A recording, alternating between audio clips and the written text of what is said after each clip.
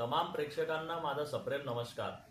आपल्या सगळ्यांना माहीतच आहे की आता एक 2 महिन्यापासून आम्ही जे तडजोड करतोय, जे शाळा अनधिकृत आहेत, ज्यांना शासनाची कुठलीही मान्यता नाही आहे, त्यांच्या विरोधात मग जे बळजबरी करतात की ठराविक ठिकाणीतून तुम्ही पुस्तकं घ्या, गणवेश घ्या, त्यांच्या विरोधात। आणि महत्त्वाची बाब म्हणजे जे फीस वाढली आहे सध्या, लोक ॲडमिशनला जेव्हा जातात तेव्हा त्यांना 5% सांगतात, त्याच्यानंतर 10 ते 12% फीस वाढून मग बळजबरी करतात पालकांवर।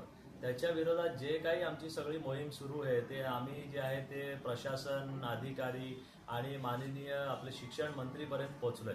पण हा जो सगळा प्रोसेस आहे तो इतक्या लांबणीवर जातोय आणि नेहमी यांना जेव्हा आम्ही विचारतो की बाबा काय झालं, काय करतायत तुम्ही, तर कारवाई करण्याऐवजी हे लोक फक्त पेपरवर्क करतात। याचा एक रिझन हे पण होऊ शकतो की आम्ही ज्या शाळांविरुद्ध किंवा आम्ही जे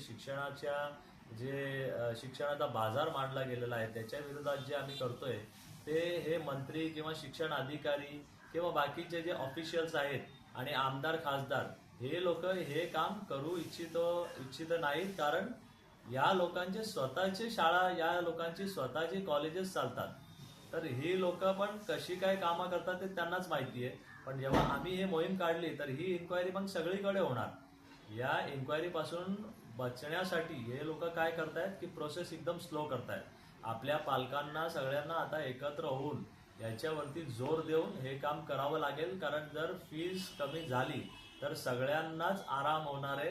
कारण किती पालक जे आमच्याकडे येतात ते अशी बिचारे जे एक मिडल क्लास किंवा लोअर मिडल क्लास कडून येतात, त्यांचं सोनं गहाण ठेवतात, त्यांची प्रॉपर्टी विकतात फक्त मुलांच्या शिक्षणासाठी।